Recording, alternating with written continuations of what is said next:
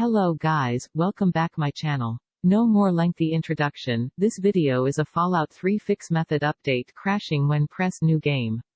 So just follow me.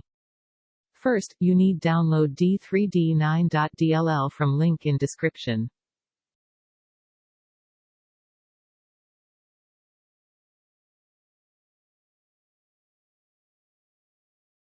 Next, open File Explorer, then go to Documents.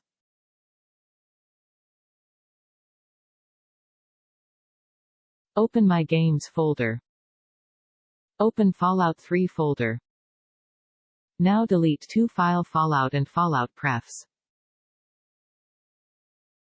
Next, copy the d3d9.dll file downloaded at first. After that, go to where the Fallout 3 installation location.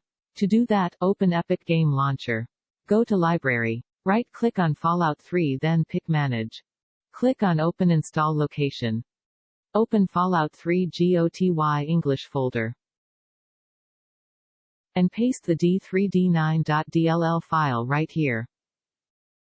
Now, you can go back to Epic Game Launcher and play Fallout 3 without the annoying error like above.